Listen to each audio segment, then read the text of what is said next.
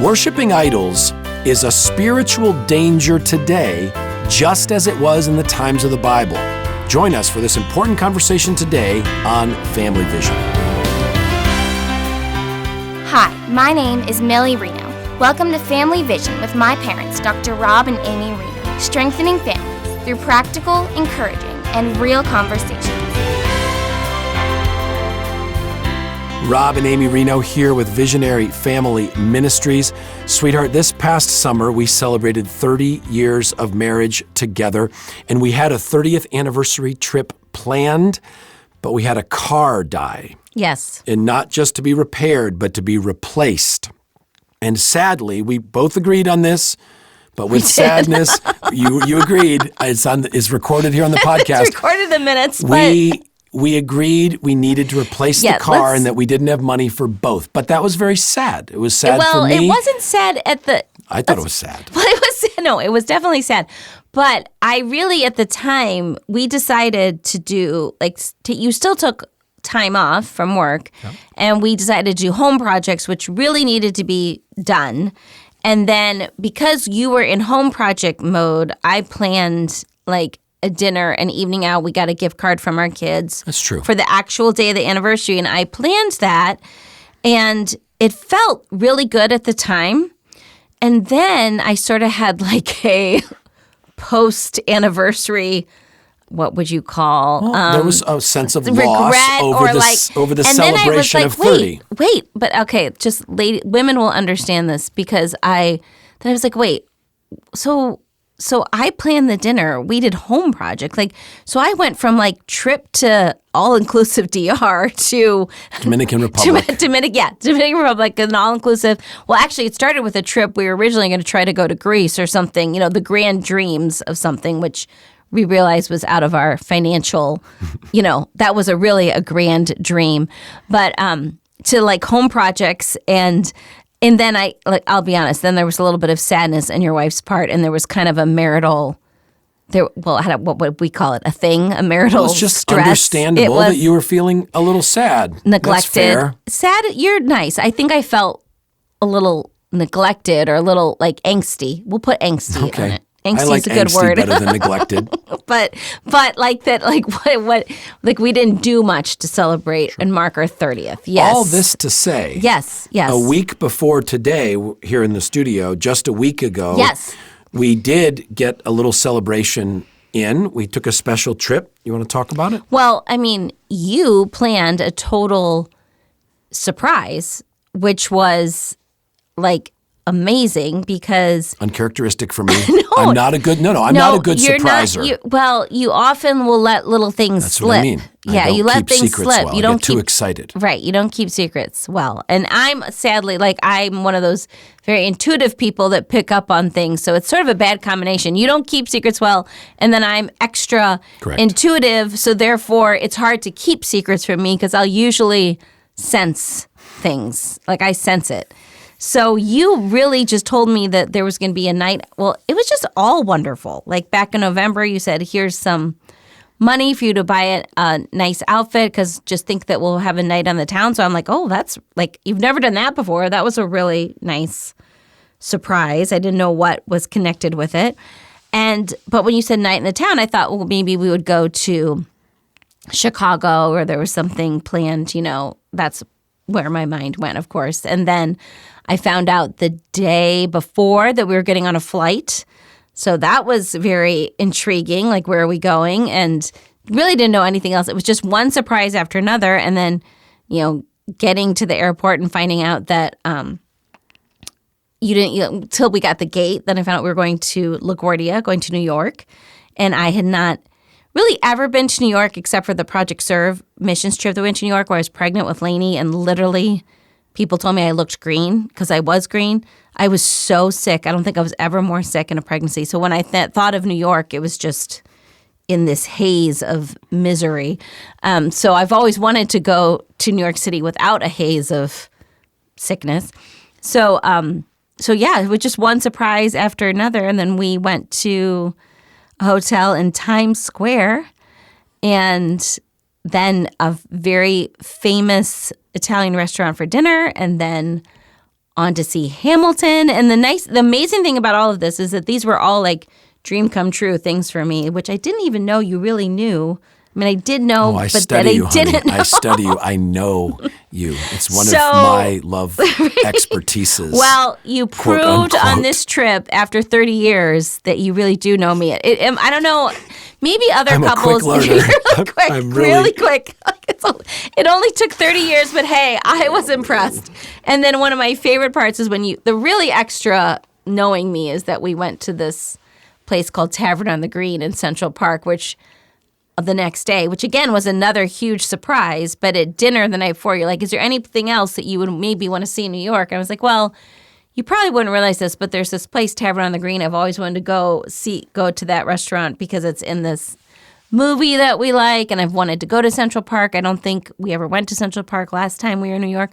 So, and then you had already planned that. So it was a wonderful anniversary. We got caught up, getaway. right? 36-hour getaway, and it was really special to celebrate. Yes, and then we had that whole incident with Ray possibly having to be left behind in Newark. Right, which we could have just stapled him onto our anniversry trip. We were right there. So if he didn't get to go to the DR, we were like, okay, well, we're flying to LaGuardia. We'll see you there, Ray.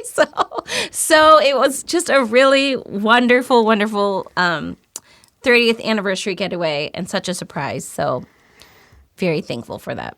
Very thankful. Thankful for you and thankful for our 30 years. And it was so, so special. It was so much fun.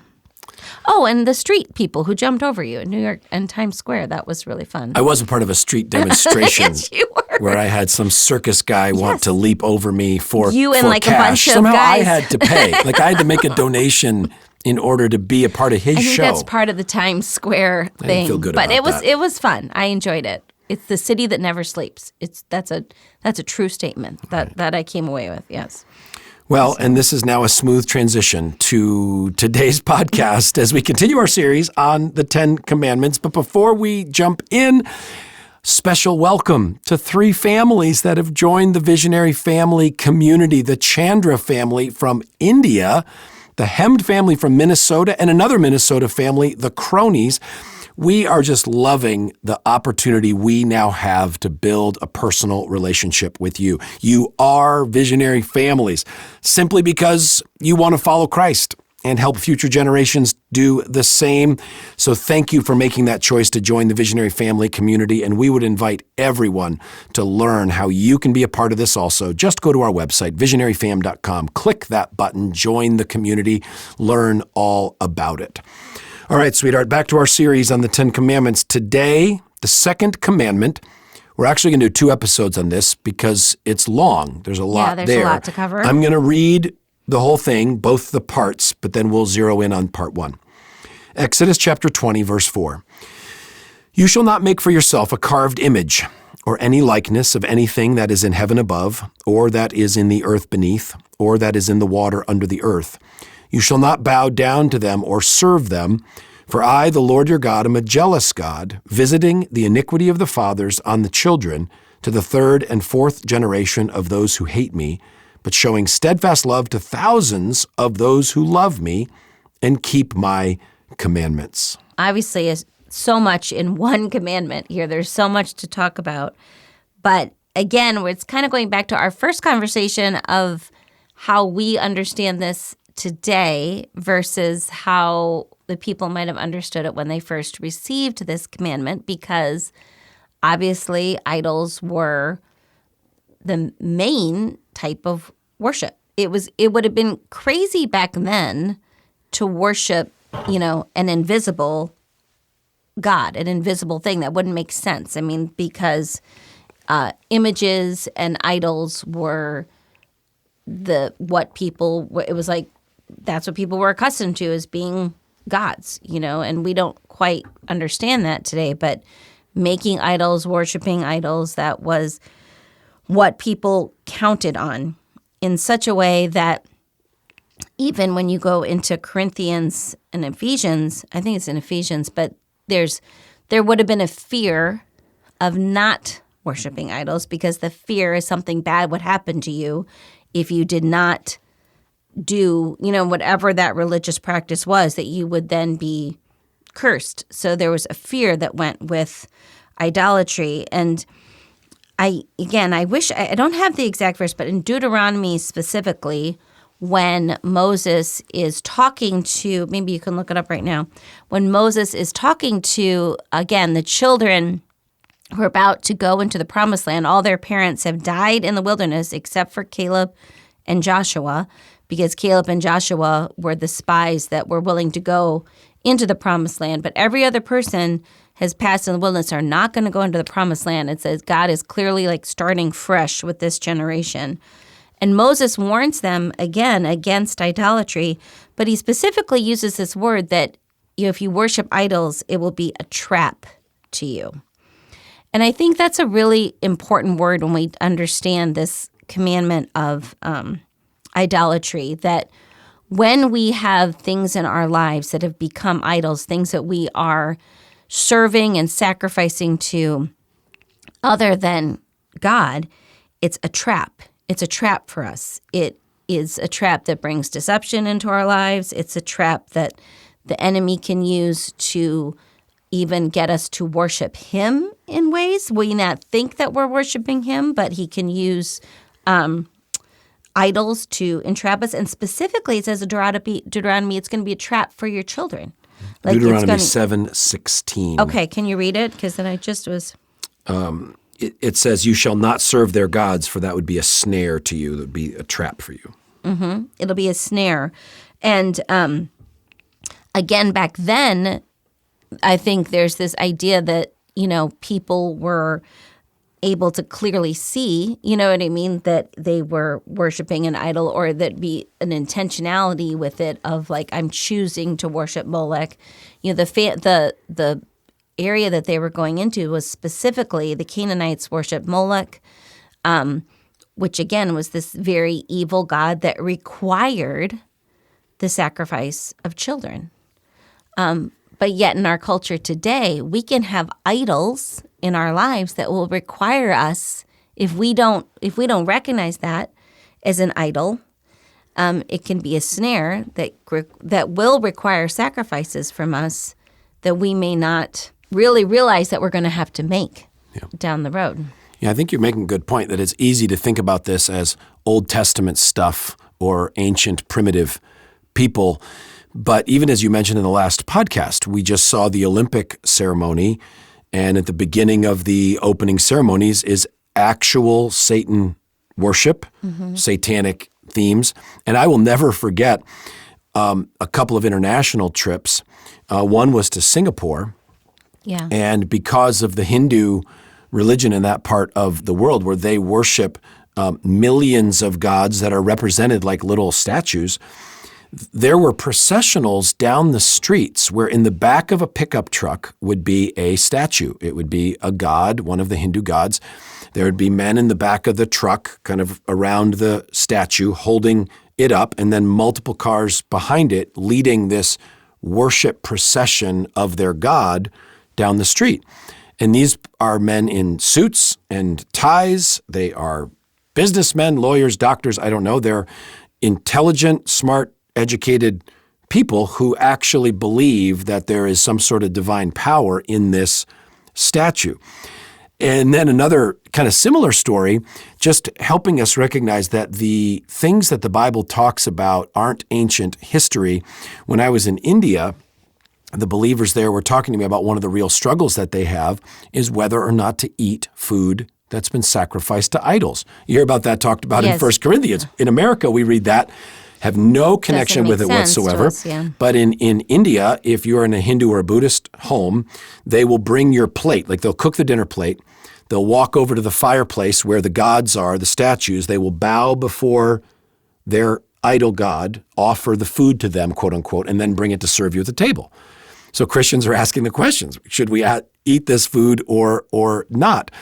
And so just trying to help us understand that this is not ancient history, even the literal worshiping of idol statues. I want to keep going back to this word as a snare and a trap, because I think that whether it was, if you go getting back to ancient times, one of the snares and the trap would be then that, when you read in I think it's in Second Kings 17, that the people there were serving God, but also worshiping idols at the same time, and that they were sacrificing, serving, and bowing down to idols, and still also worshiping God, but doing it all together. And it says very specifically that the children do the same thing to this day. Like that was generationally passed down. This is what we would call culturally now, I think it's a synchronization, where we kind of adopt like, okay, well, we're going to be Christ followers, but at the same time, we're going to include certain things that are important to us that, we're going to we're going to include the worship of certain idols. And I know that it's hard, I think, to identify, and I talk about this twofold, because one is that there's idols that we, I think, are worshiping. For me, for example, I know that God had to really deal with me with, I would call an idol was people-pleasing. Like I really cared about what other people thought, and that was such an important idol for me that I would make sacrifices in order to appease what people thought of me. And eventually, God is not going to let that stand in your life. If you are serious about following Christ, he's going to bring you into situations over and over where you're going to have to choose what is more important. And I really had to identify that as an idol, put that to death in my life, to really go through a season where, I had to deal with a lot of not pleasing people, not living up to standards, or making, even feeling like a failure many, many times, just so that I could be focused on doing what I knew that God wanted me to do and letting go of that. So I would say that's an example of where that kind of mindset snuck into my thinking. I didn't necessarily intentionally choose it, but it was just sort of what I, eventually it was that synchronization, I would say it. Like it was just part of my growing up or part of my thinking. And it took a lot of spiritual discovery on my own to realize how that had become an idol and how I had been really bowed down and serving that. But on the flip side, as you already talked about, there are true idols that people are serving intentionally, and we've been ensnared, I think, as a culture, not realizing that that there's some intentionality behind it. I remember when we discovered that Newsweek art, I think it was Newsweek, where President Obama was in the position of the Hindu god, is it Shiva, I think, is the god of destruction. Now, because we're not educated in Hindu gods, you would have looked at that cover and we didn't notice it, right? It just looks like he's in this interesting, funny position. But he's telling you right there that he's in this position of very intentionally being posed like this god, the god of destruction. How many of us didn't even recognize that or know that? And that would be an example, I think, of also being a trap or a snare, like where you're in a system that is actually a worldly system, an idolatry system, and you haven't even recognized it. Yeah. Maybe this will help as a definition of idolatry. It's anything that we look to other than God to meet the needs that only God can meet.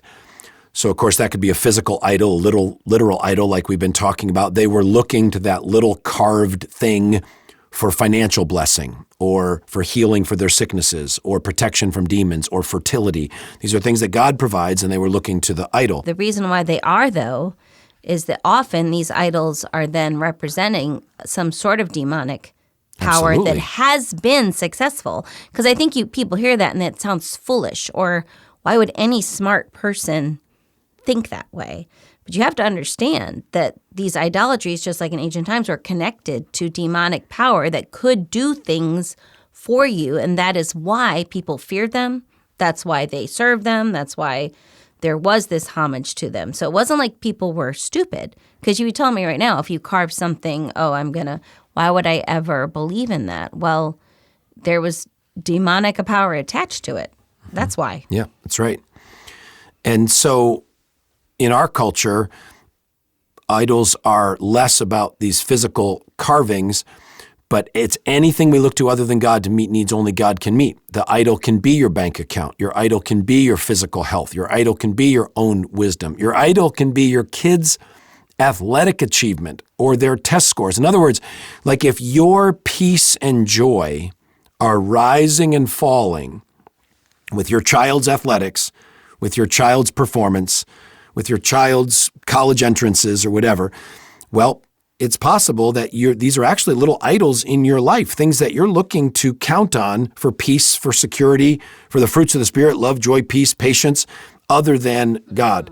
So as we need to ask God to show us any parts of our life where it's back to the first commandment too, where are we putting some other gods before him? Are we looking to anything in ourselves, in our culture, in our own strength, in human wisdom or human power to receive things that are only meant to be given to us by the Lord? If that's the case, we're at risk of worshiping this false god. Absolutely. And it's definitely a challenging process. I know a book that was really helpful for me was by John Ortberg. He was a teaching pastor. You can look it up. Teaching pastor at Willow Creek. And I thought it was a great book that kind of examined this idea of modern day idolatry. And really, again, I think going back to what you said, finding our significance in those things. But I think it's very challenging for us to go submit to a process where we allow the Holy Spirit to show us those things in our own lives. Breaking the idols of your heart. There you go. I think it's that. It could be. It could be. That title sounds a little... Yes.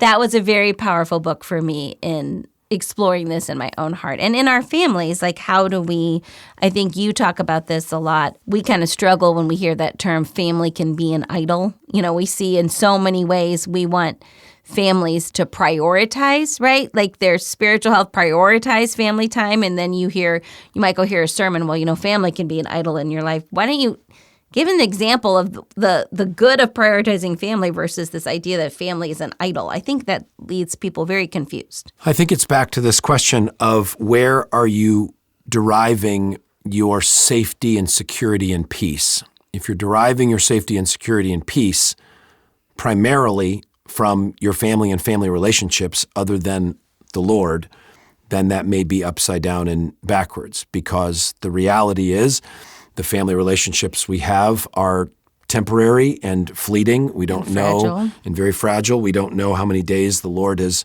given us with spouses, children, siblings. Awful things happen in relationships that we never thought could happen. And if that is the source of all our security, and we're not talking about enjoying the blessings of those things because they should be enjoyed. We're not talking about prioritizing the ministry of family, which should be prioritized. But I think it has to do with our identity and where our rest is. And so practically in marriage, okay? Let's say that if I am putting the happiness of our relationship ahead of my relationship with God, then my own internal sense of peace is going up and down every day, every week with where we're at. Mm-hmm. As opposed to, I'm a child of God.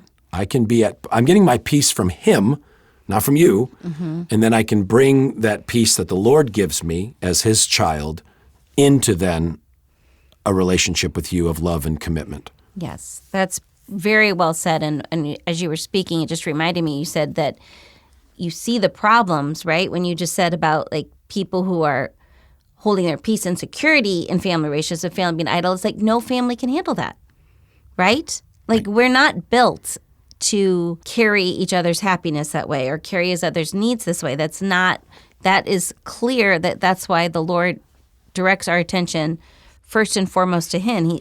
He's the only God who you can never outgive. You know what I mean? You can never out-sacrifice, whatever the word is. He can handle that. But your family can't handle that. Like, so if you're putting that on family relationships and expecting them to meet your needs and expecting them to love you the way that you are required to be loved, you are creating strain on those relationships that will eventually cause those relationships to at least be broken and in some cases fail completely because they weren't intended for that. Well, we're going to keep this going in our next episode because we're going to do the second part of the Second Commandment, which is exactly what you just said, the impact of idolatry on multiple generations in our families. We would love, though, to see you face to face. We have got some live Visionary Family events, hopefully coming to your part of the country this weekend. I'll be in Birmingham, Alabama, speaking at the Legacy National Grandparenting Conference.